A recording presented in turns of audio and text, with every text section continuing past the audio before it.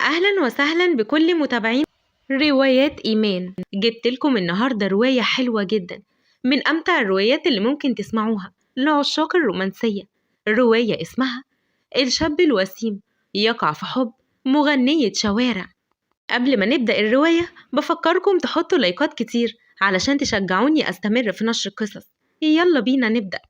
ده أمير، شاب وسيم وغني، وبيمتلك وظيفة أي شاب في الدنيا يتمناها.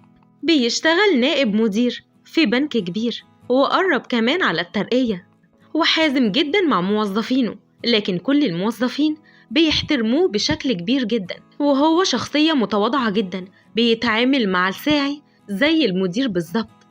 أما أمير أول ما خلص الشغل بتاعه نزل من الشركة، وهو ماشي في الشارع قابل بنت مغنية شوارع كانت بتغني في الشارع وماسكة جيتار.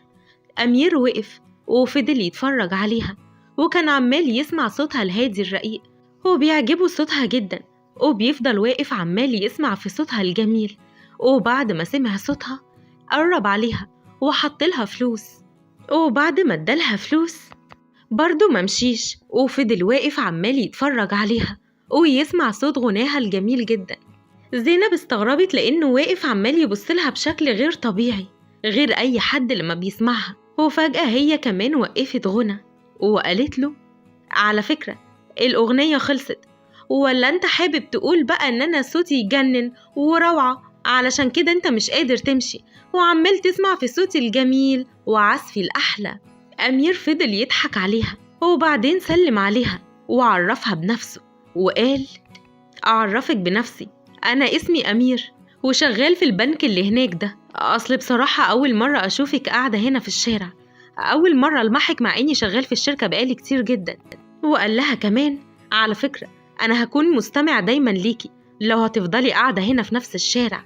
ردت عليه وقالت له: بصراحة مش عارفة هكون موجودة هنا في الشارع ولا هكون في أي شارع تاني، بس على فكرة أنت لازم تحجز مكان، لأن زي ما أنت شايف كده المكان بيبقى زحمة موت، والناس واقفة طوابير علشان يسمعوا صوت الغنى بتاعي وصوت عزفي، علشان كده لازم تيجي بدري علشان تسمعني قبل كل الناس ما يكونوا موجودين.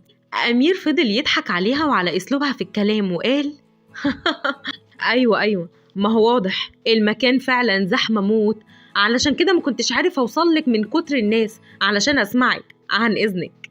وسابها ومشي. زينب كانت عمالة تبصله بانبهار لأنه شكله وسيم جدا، لكن ما حطتش في بالها وكملت غنى وعزف تاني.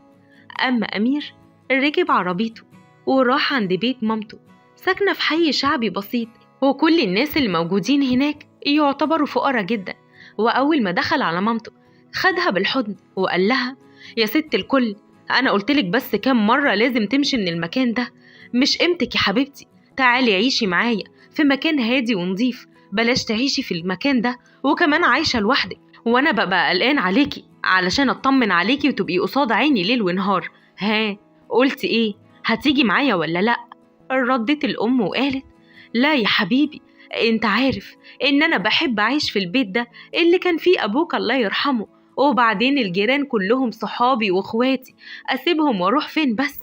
انا اللي اتحايلت عليك كتير علشان تيجي تعيش معايا هنا، بس واضح كده ان البيت مش قد المقام، مع انك يعني كنت بتحب البيت ده قوي وانت صغير، وكنت ياما بتحب تلعب مع ولاد الجيران على طول في الشارع وفي الحارة اللي جنب البيت.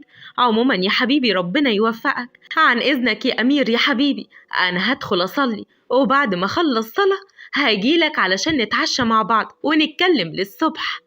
أما تاني يوم أمير راح الشغل بتاعه من بدري جدا، لأن هو منتظم في مواعيده جدا جدا، وكان عنده اليوم ده شغل كتير قوي، وكان مشغول بطريقة غير طبيعية. أما فجأة وهو قاعد بيشتغل الباب خبط، ودخلت السكرتيرة دنيا دخلت عليه علشان تطلب منه طلب.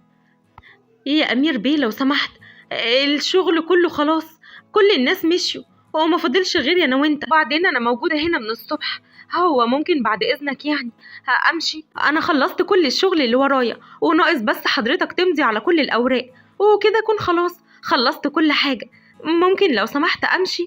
لكن أمير رد عليها بكل عصبية وهو بيقول: لا، أنا مش فاضي يا دنيا، بطلي دلع، مش هينفع تمشي، احنا مزنوقين جدا في الشغل، مش هينفع تمشي، خلصي معايا كل الشغل اللي ورايا ده، ولما نخلص ساعتها يا ستي هنمشي انا وانتي. انا مش فاهم انتي مستعجله على ايه، يلا يا دنيا على مكتبك. اما دنيا سابته ومشيت وهي زعلانه جدا، لكن امير ما كانش في باله اي حاجه غير الشغل وبس، لانه ملتزم جدا. دنيا اول ما راحت مكتبها كانت بتكلم بنتها اللي قاعده لوحدها، وكانت بتقول لها معلش بقى يا مي يا حبيبتي، عايزاكي تقعدي عاقله وما تعمليش شقاوه، واوعي تفتحي البوتاجاز وانا مش موجوده، وخدي بالك من نفسك يا حبيبتي، انا خلاص مش هتاخر يا حبيبه ماما. اما امير كان سامع كل المكالمه وهو في مكتبه، ابتدى يحس بالذنب وتأنيب الضمير، وزعل جدا انه شخط فيها. لكن امير بقلبه الطيب على طول قرر انه يروح يوصلها ويوديها على طول لبنتها. وفعلا دخل على دنيا المكتب وهو متحمس جدا علشان عارف انه هيفرحها لما يقول لها انها هتمشي. دنيا يلا هاتي شنطتك وجهزي كل حاجتك علشان انا اللي هوصلك على البيت، وابقي بوسيلي مي وقولي لها عمو امير بيسلم عليك، علشان كمان سايب لها في عربيتي شويه حلويات حلوه جدا من كل الحلويات اللي هي بتحبها. يلا هاتي شنطتك وتعالي ورايا. ونزلوا هما الاتنين، لكن اول ما نزلوا لقوا زينب قاعده وعماله تعزف وتغني في نفس المكان اللي امير سابها فيه. امير اول ما شافها ابتدى يبتسم وفرح جدا، وهما الاتنين فضلوا يسمعوا عزفها الجميل الساحر.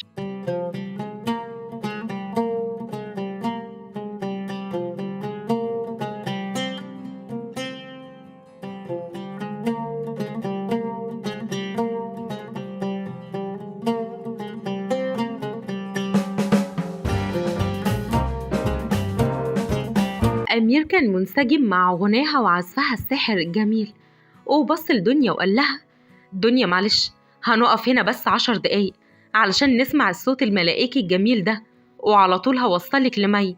وزينب قامت وابتدت تعمل استعراضات حلوة قوي، وابتدت تعملها بشكل مضحك لدرجة إن أمير ودنيا كانوا عمالين يضحكوا بهستيريا على منظرها وهي بتعمل الاستعراضات دي وهي بتغني.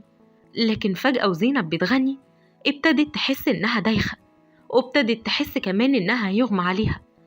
أمير ودنيا ما كانش في بالهم أي حاجة، وكانوا فاكرين إن ده من ضمن الاستعراضات، وكانوا مستغربين شكلها جدا.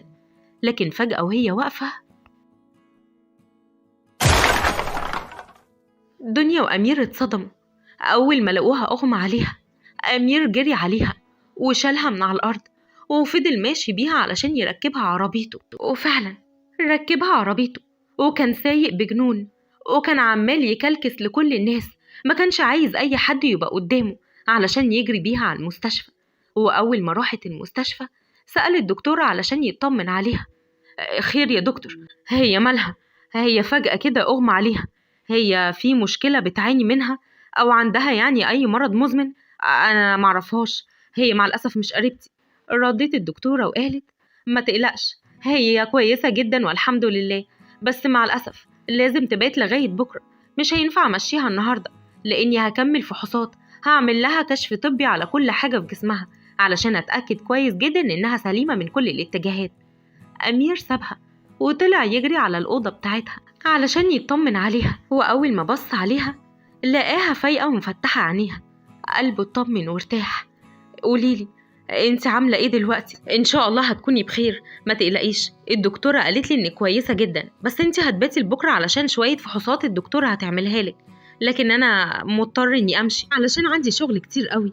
ردت زينب وقالت لا لا لا لا، ما هو انا بقيت كويسة والحمد لله، استنى انا هخرج معاك انا كمان، انا ما بحبش اصلا قعدة المستشفى دي خالص، انا همشي، انا اصلا حاسة اني كويسة، اكيد بس جالي هبوط من المجهود مش اكتر، انا جاية معاك. رد عليها أمير وقال نعم، هتمشي تروحي فين؟ لا طبعا مش هتمشي، انت هتفضلي قاعدة هنا ومش هتتحركي من المستشفى إلا لما يعملولك كل الفحوصات اللي الدكتورة قالت عليها، وساعتها أنا بنفسي هوصلك بعربيتي للمكان اللي عايزة تروحيه. وعلى فكرة أنا بقى هفضل قاعد هنا علشان مش هتتحركي من قدامي لغاية تاني يوم، وأنا كمان هفضل قاعد معاكي قدامك ساعة وتكوني نايمة، ولو سمحتي بلاش مشاكسة، هو مش عايز رغي كتير، عايزك تنامي وترتاحي لأنك مش كويسة، بكرة أول ما تكوني كويسة هسيبك تمشي. ردت عليه بكل هدوء وهي بتقول: حاضر، أنا هنام وهبات هنا، ما تقلقش، مش هعمل أي مشاكل ولا هعمل أي حاجة، بس ممكن لو سمحت تطفي النور، لحسن أنا ما بحبش أنام في النور، بحب أنام في الضلمة. أمير فضل يقول في سره: مجنونة، عاملة زي الطفلة بالظبط. وفعلا أمير طفى النور وناموا هما الاتنين من غير ما يحسوا بأي حاجة. لكن فجأة زينب صحيت، وأول ما بصت على أمير ولقيته غرقان في النوم اتبسطت جدا، وقامت وشالت البطانية بالراحة وابتدت تتسحب من جنبه واحدة واحدة علشان تمشي من المستشفى. وفعلا نفذت الخطة ومشيت. أما أمير أول ما طلع النهار قام بسرعة علشان يروح يطمن على زينب اللي كان متأكد 1,000,000% إنها نايمة جنبه وغرقانة في النوم كمان. لكن فجأة أول ما شد الغطا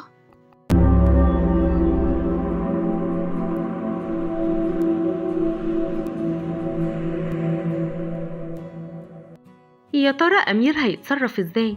ويا ترى زينب هتروح فين بالظبط؟ ويا ترى أمير هيدور عليها وهيلاقيها ولا مش هيعرف يوصلها؟ أمير بيطلع يسأل الريسبشن عليها: لو سمحتي، البنت اللي كانت جوه في الأوضة اسمها زينب، ما شفتيهاش وما سابتش أي معلومات عنها؟ ردت الريسبشن وقالت: يا فندم، طبعا سابت معلومات مهمة جدا. على دماغ حضرتك، روح بص في المراية يا فندم. أمير استغرب جدا وطلع يجري على الأوضة ودخل التويلت، وأول ما بص في المراية اتعصب جدا ولقاها كاتباله عنوان على دماغه، وفضل يقول: غبية، كاتباه بالمشقلب، هعرف أقراه ازاي دلوقتي؟ ما خطرش في باله إنه يصوره بالموبايل وبعدين يقراه بالمشقلب، وغسل وشه كويس جدا من الكتابة اللي كاتباها على دماغه بقلم الروج. وهو خارج بره في الريسبشن المستشفى لقى الدكتورة ندهت عليه وقالت له إن حالتها خطيرة جدا وإن عندها مرض نادر. المرض ده ممكن في خلال أسبوع أو أسبوعين أو شهر أو شهرين أو سنة تموت. أمير أول ما سمع الكلام اتصدم جدا وزعل، ما كانش عارف يتصرف إزاي وما كانش عارف يوصل لها ويروح لها فين. الدكتورة كانت بتتكلم لكنه كان في عالم تاني، دماغه وقلبه وعقله معاها هي. كان عمال يفكر إزاي يوصل لها دلوقتي حالا ويشوفها قدامه فورا. ومشي أمير وساق عربيته وكان سايقها زي المجنون، وكان عمال يكلكس ويمشي بطريقة جنونية، ما كانش طايق يشوف أي حد قدامه. لكن أول ما راح الشركة لقى السكرتيرة بتقول: يا فندم، في أنسة جوه اسمها أنسة زينب مستنياك في المكتب. أول ما السكرتيرة قالت له الكلام ده كان طاير من الفرحة، وأول ما دخل عليها المكتب كان متضايق ومتعصب منها علشان سابت المستشفى ومشيت، لكنه من جواه كان سعيد وفرحان جدا إنه رجع يشوفها تاني. اتعصب عليها وقال: انت ايه اللي خرجك من المستشفى؟ انت عارفة انت عندك ايه كويس قوي، صح؟ ما كانش ينفع تخرجي. ايه التهريج اللي انت بتعمليه ده؟ انا حاسس ان انا بتعامل مع طفلة صغيرة، ما ينفعش، انت لازم ترجعي معايا المستشفى. ردت وقالت له: هو انت عرفت؟ عادي يعني، فاضلي ايام معدودة، يوم يومين، الله اعلم، يمكن دلوقتي حالا، طبيعي جدا. وبعدين انا عارفة ان انا مش هموت غير لما احقق 10 احلام هما اللي في الورقة اللي معايا في جيبي. اول ما احقق احلامي ساعتها هكون مستعدية للموت حتى لو دلوقتي حالا، علشان كده بقولك اطمن، مش هموت دلوقتي، لسه ما حققتش الاحلام بتاعتي. وسابته ومشي. لكن اول ما مشيت أمير كان زعلان جدا عليها وكان قلبه بيتقطع وكان حاسس بتأنيب الضمير. لكن وهي ماشية وقعت منها ورقة الأحلام، أخدها أمير وفتحها، وأول ما فتحها لقى أول حلم إن ناس كتير يسمعوها ويشوفوها، خلى الموظفين كلهم في الشركة يروحوا يشوفوها ويسمعوها. والحلم التاني إنها يبقى معاها فلوس كتير، وإدى فلوس للموظفين كلهم علشان يدوها لزينب. زينب كانت طايرة من السعادة لأن أول حلمين اتحققوا وكانت فرحانة قوي.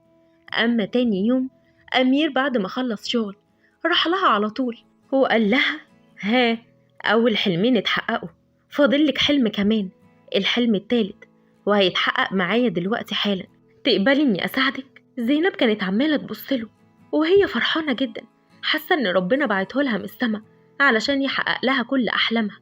وفعلا أمير حقق لها تالت حلم، وهو بيوت الكلاب كانت صعبان عليها جدا الكلاب اللي في الشارع، لأن الجو برد عليهم قوي. كانت نفسها في بيوت علشان تحط فيهم الكلاب علشان يتدفوا في عز البرد. وفعلا أمير حقق لها حلمها وجاب لها بيوت الكلاب. لكن زينب أول ما شافت البيوت طارت من السعادة. والحلم اللي بعده إنها تركب عربية فارهة، عربية شيك جدا وأحدث موديل، وطبعا هي عربية أمير. وحقق لها الحلم اللي بعده. وأول ما شافت العربية كانت فرحانة قوي وكانت طايرة من السعادة، وطلعت تجري على العربية وركبتها على طول، وكانت سايقاها بأقصى سرعة وهي بتقول لأمير: أنا فرحانة، أنا طايرة من السعادة، ما تخافش، مش هيحصل حاجة لعربيتك، هسلمها لك زي ما خدتها بالظبط، ويمكن أحسن حبتين. أنا حاسة إني خلاص، حاسة إني بحلم، حاسة إني طايرة من الفرحة، أنا دلوقتي طايرة زي الحمامة. وروحها على البيت، وهي كانت عمالة تشاور له من جنب بيتها، وأمير كمان كان عمال يشاور لها وقاعد على عربيته لغاية ما يطمن إنها تطلع بيتها. وحقق لها الحلم اللي بعده، إن بيتها كله يبقى حواليه ورد كتير جدا حتى على الشبابيك بتاعته. وفعلا أمير جاب الورد وابتدى يزرعه بإيديه واحدة واحدة قدام بيتها كله، خلى الورد يحوط البيت كله. أما تاني يوم قرر إنه يدهن بيته كله، وطبعا خلى زينب تختار معاه الألوان، وابتدوا يبيضوا البيت كله مع بعض. وتعبوا جدا طول النهار، وكان عمال ياخد رأيها في كل حاجة. وبعد ما دهنوا الأوضة راحوا يتفرجوا على التلفزيون، وطبعا أمير شغل لها فيلم رعب، وهي كانت بتاكل فشار، لكنها كانت خايفة ومرعوبة جدا من الفيلم اللي بتتفرج عليه. بقول لك ايه يا أمير، هو احنا هنفضل نتفرج على الأفلام الرعب دي؟ نفسي أفهم انت بتستفاد ايه لما بتترعب بالأفلام اللي تخوف دي؟ بقول لك ايه، بصراحة كده أنا ميتة من الجوع وعصافير بطني بتصوصو، ممكن نروح دلوقتي بقى ناكل أي حاجة من المطبخ؟ أمير فضل يضحك عليها لأنه كان حاسس إنه بيتعامل مع طفلة صغيرة. أخدها على طول وراحوا المطبخ وحط لها كل الأكل اللي في التلاجة، وفضلت تقوله: إيه الأمنية اللي بعد كده؟ إني أحب شخص طويل عريض ووسيم جدا، عيونه خضرة وبشرته بيضة وعنده عضلات ووسيم قوي، وأي بنت بتشوفه بتموت فيه. رد عليها أمير بسرعة وقال: سهلة جدا، خلاص الحلم اللي بعد كده أكيد اتحقق، ما أنا قدامك أهو، كل المواصفات اللي بتقوليها في أنا، يبقى خلاص الحلم اتحقق، شاب وسيم وعنده عضلات وأمور زي ما انتي بتحلمي بالظبط. ردت عليه وقالت: لا لا لا، ومين قالك ان انت نفس الشخص ده؟ ومين قالك يعني ان انت وسيم وأمور؟ ومين قالك يعني ان انت نفس الشخص اللي انا هعجب بيه وهحبه وهو اللي يكون فتى احلامي؟ غريبة، انت واثق في نفسك جدا على فكرة، ايه الغرور اللي انت فيه ده؟ أمير كان مستغرب جدا من كلامها واتعصب، وقام وقال لها: شكرا على الكلام الدبش اللي انت قلتيه، سدتي نفسي، انا طالع اوضتي دلوقتي ومش عايز اكل. واليوم اللي بعده أمير بيحقق لها الحلم اللي بعده، إنها تروح تاكل في أكبر مطعم في البلد، مطعم فخم جدا، وكمان تاكل أكلة غريبة أول مرة في حياتها تدوقها. أمير بيقول لها: يلا أهو الحلم اللي بعده أهو، إنك تروحي مطعم فخم جدا وتاكلي أكلة غريبة عمرك ما كلتيها، يلا كلي رجلين ضفادع. زينب اتصدمت وفضلت تقول: إيه رجلين ضفادع؟ لا لا لا لا، مش هقدر آكل. رد أمير وقال لها: ها قلنا إيه؟ مش هو ده الحلم التاني؟ لازم تاكلي الأكل الغريب وهو رجلين الضفادع، انتي كاتبة كده في الورقة، يبقى لازم تنفذي اللي قلتي عليه وبطلي شقاوة وتفضلي كل الأكل اللي قدامك كله. زينب كانت قرفانة قوي، كانت خايفة جدا تاكل من الأكل ده، لكنها سمعت كلام أمير وابتدت تاكل من الأكل، وكانت حاسة إنها دايخة وابتدت تحس إن عندها مغص جامد جدا. أمير قال لها: إيه برضو عاملة نفسك تعبانة علشان ما تاكليش الأكل صح؟ مش قلنا لازم تسمعي الكلام وتاكلي الأكل كله؟ هي دي الأمنية اللي بعد كده ولازم تتحقق كلها بالتفصيل واحدة واحدة. اليوم اللي بعده أمير صحي من النوم علشان يروح الشغل. أول ما نزل الصالة لقى زينب قاعدة على الكنبة وحاسس إنها دايخة وتعبانة. اتضايق جدا عليها ورمى الشنطة من إيده وطلع يجري وقعد يطبطب عليها، وبعدين كلم السكرتيرة وقال لها إنه لازم ياخد أجازة النهاردة لأن عنده موضوع مهم جدا ومش هينفع يجي الشغل علشان يطمن على زينب. لكنها قامت وقالت له: لا يا أمير، أنت لازم تروح الشغل، مش هينفع تاخد أجازة علشاني، ما تقلقش عليا، أنا كويسة، ولما تروح الشغل وترجع هتلاقيني بقيت أحسن كمان. علشان خاطري يا أمير روح الشغل، مش عايزاك تتعطل من شغلك بسببي أنا. أمير طبطب عليها وقال لها لأول مرة في حياته: أنا بعمل كل ده علشان حبيتك يا زينب، أنا مش هقدر أسيبك، أنا مش بتعامل معاكي كأنك أي واحدة عادية، لأ، انتي بقيتي خلاص جوه في قلبي، علشان كده مش هسيبك وهمشي، حياتي بقت مرتبطة بحياتك، عمري ما هسيبك لوحدك تاني. ومع الأسف ابتدت حياتها تتدهور كمان وكمان. لكن أمير كان بيحاول كمان يبقى جنبها، وما كانش بيسيب البيت أبدا ويمشي، كان قاعد جنبها على السرير ما كانش بيتحرك. لكن فجأة وهو قاعد جنبها، يا ترى إيه اللي هيحصل لزينب؟ يا ترى حالتها هتتدهور وهتموت، ولا يا ترى هتعيش، ويا ترى هيتجوزوا في النهاية، ولا يا ترى هيكون مصيرها؟ أمير كان قاعد جنب زينب، ما كانش بيتحرك تماما من جنبها، كان بيهتم بيها، لكن لازم كان يروح الشغل وما كانش عارف يسيبها لوحدها ازاي. وفضل يفكر كتير قوي، لكن قرر انه يشيلها وياخدها لغاية بيت مامته. وفعلا لبسها هدومها ووداها لغاية بيت مامته علشان هي تقدر تهتم بيها أكتر. مامته استغربت جدا أول ما لقيته شايل واحدة على إيده، وقالت له: يا ترى مين دي؟ ومين البنت اللي شايلها على إيدك وجايبها لغاية بيتي؟ كانت مستغربة قوي، لأنه أصلا كان رافض فكرة الجواز وكمان الحب، ما كانش بيفكر في الموضوع تماما. لكن رد عليها وقال: مهم يا ماما هي مين؟ أنا بس عايزك تاخدي بالك منها كويس قوي، تفضلي قاعدة جنبها على السرير ما تتحركيش، أرجوك يا ماما علشان خاطري، هي تعبانة وعندها مرض نادر، ما ينفعش نسيبها لوحدها تماما لغاية بس ما أخلص الشغل، وأول ما أرجع خلاص أنا ساعتها اللي ههتم بيها، وإنتي مش هتعملي أي حاجة معاها.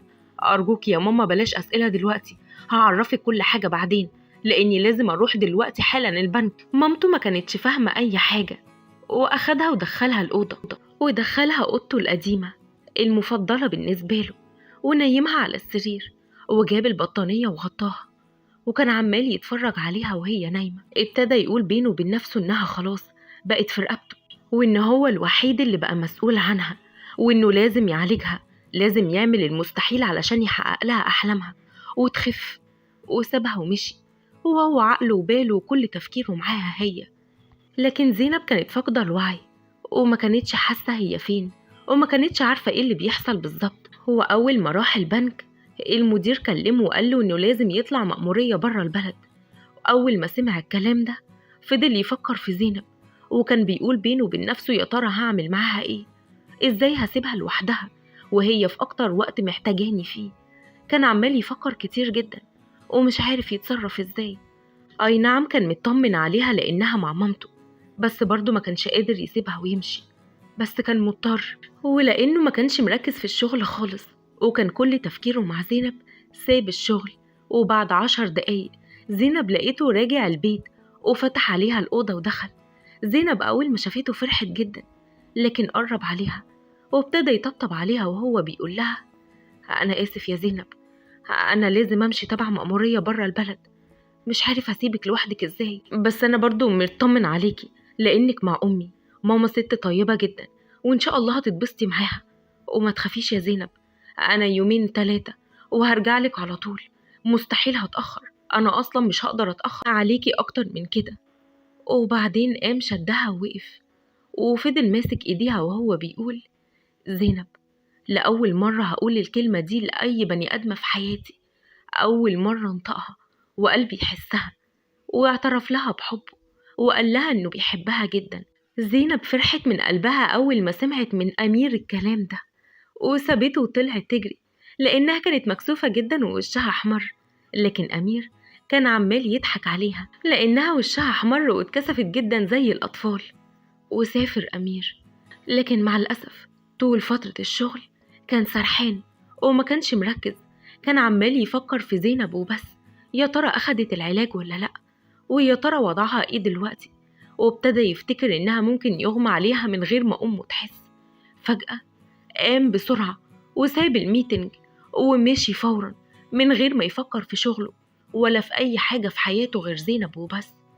كل العملاء كانوا قاعدين مستغربين لأنه سابهم ومشي فجأة، وركب أول طيارة واتصل بيها وبعت لها من أتيليه فستان شيك جدا، وقال لها تستلم الفستان وتلبسه لأن في مناسبة مهمة جدا بالليل. وأول ما شافته رجع من السفر ودخل عليها الأوضة فرحت جدا. أمير قرب عليها من غير ولا كلمة ومسك إيديها وأخدها ومشي. زينب كانت مستغربة وحتى ما سلمش عليها ولا قال لها أي كلمة. يا ترى إيه اللي بيحصل بالظبط؟ لكن أول ما طلع الصالة ركع على ركبه ومسك بوكيه ورد حلو قوي وقال لها زينب بحبك، تقبلي تتجوزيني؟ زينب اتفاجئت وكانت طايرة من السعادة، حتى مامته كمان كانت فرحانة قوي. أما تاني يوم زينب قررت إنه لازم يروح يقابل باباها ومامتها علشان تعرفوا عليهم، وكانت ماسكة فيه وحضناه من ظهره كأنها خايفة إنه يهرب، لكنها كانت بتستجمع كل قوتها فيه وبتداري كسوفها فيه. وطلب إيديها وأهلها وافقوا جدا، لكن انتهز الفرصة وقال إنه لازم يعالجها. وفعلا وداها أكبر مستشفيات في البلد اللي هم فيها وعمل لها تحاليل وفحوصات كتير قوي، وابتدى ينتظم معاها على العلاج. وأخيرا زينب خفت تماما وبقت إنسانة طبيعية زيها زي أي حد في الدنيا. وهما الاتنين فورا اتجوزوا في لندن بعيدة عن الأهل، لأنهم كانوا حابين يستقلوا بنفسهم. وقرروا كمان إنهم هيقضوا شهر العسل وبعدين يروحوا لكل بلد شوية يعملوا شهر عسل في كل بلاد العالم. وهما الاتنين عاشوا في تبات ونبات وخلفوا صبيان وبنات.